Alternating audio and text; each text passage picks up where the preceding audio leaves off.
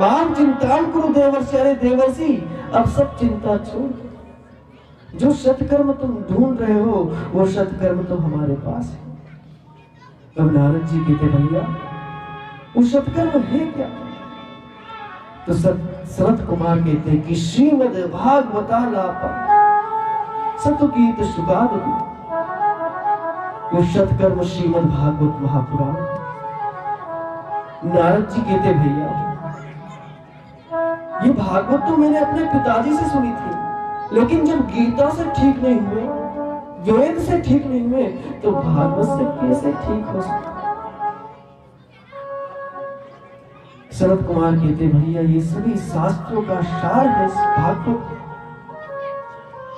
और कभी कभी ऐसा होता है महाराज, बड़े बड़े डॉक्टरों को दिखा डॉक्टर ठीक नहीं कर पाते, और जैसे गांव में गए दादी जी ने एक दवाई दी, ले बेटा इस दवाई को खा ले, और तुरंत ठीक हो जाते। जो बड़े बड़े डॉक्टर ठीक नहीं करते।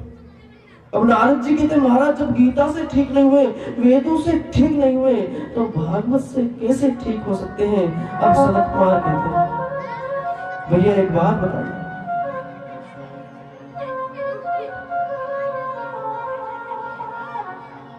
महाराज दूध से घी बनता है,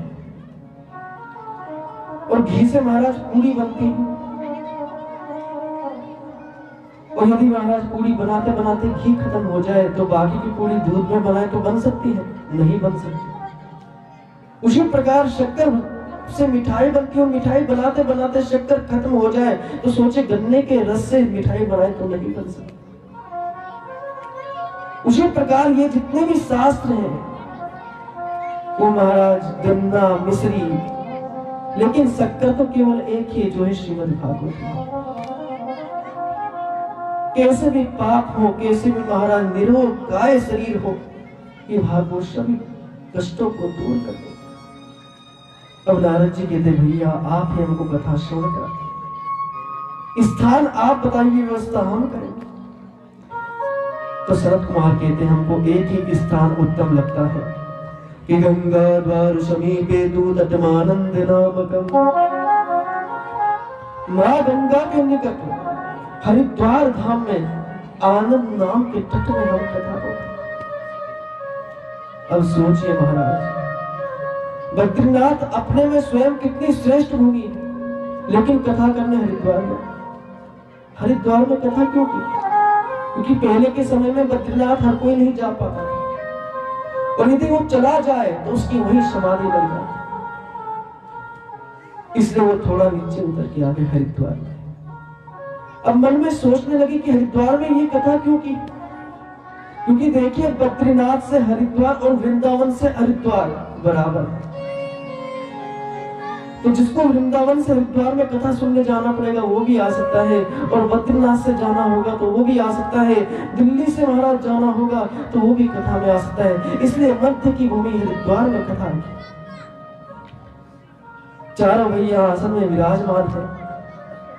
जैसी कथा महाराज प्रारंभ हुई कि सदा सेव्य श्रीमद् भागवती कथा, यस्य श्रवण मात्रेण हरिश्चित्तम समस्रये।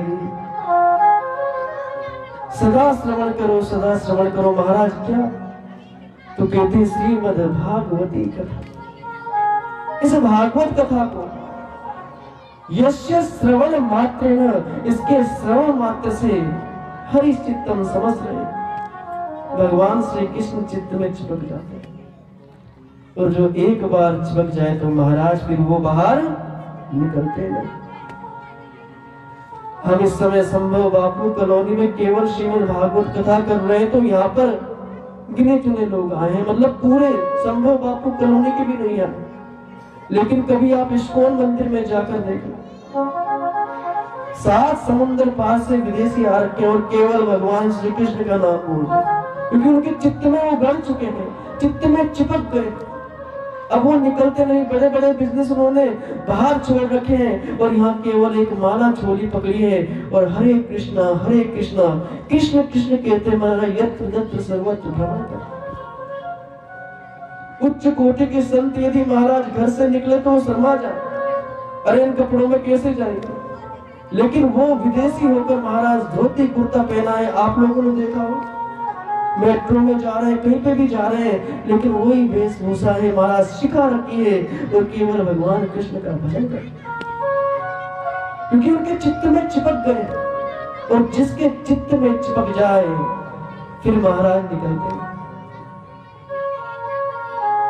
आप लोगों को पता है, मछुआरे के पास एक कांटा होता है, उसको बंसी कहते हैं।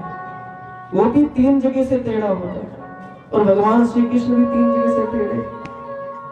उस बंसी में महाराज दाना लगाया और नदी में छोड़ा, और जैसी नदी में छोड़ी तो मछली ने उस दाने को खाने के चक्कर में जैसी गई उस कांटे में फंस गई। तड़पती लेकिन निकल नहीं पाती। वो भी 3 जगह से टेढ़ी है और ये भी 3 जगह से टेढ़े। उसका नाम बंसी है, उनके हाथों में जो है वो भी बंसी। उसमें दाना लगाना पड़ता है, लेकिन जब ये बंसी बजाते हैं तो हमारा चित्त में खलबली मच जाती है, चित्त में चिपक जाते हैं। फिर तो कितना भी प्रयास कर लो, वो चित्त चोर हृदय से निकलता है। इधर जैसी शरद कुमारों ने महाराज कथा प्रारंभ, देखते ही देखते महाराज सभी संत भृगु वशिष्ठ च्यवनश्च गौतमो वेदातिथिं देव देवरातो, सभी संत ऋषि मुनि महाराज वहां पर आकर बैठ गए और कथा श्रवण करने लगे। सभी कथा श्रवण कर रहे थे कि सभी के कानों में एक ध्वनि पहुंची। एक देवी है, नृत्य कर रही है और केवल एक ही चीज कहती है। क्या कहती है? श्री कृष्ण गोविंद हरे मुरारी, हे नाथ नारायण वासुदेव। श्री कृष्ण गोविंद हरे मुरारी, हे नाथ नारायण वासुदेव। श्री कृष्ण गोविंद हरे मुरारी, हे नाथ नारायण वासुदेव। श्री कृष्ण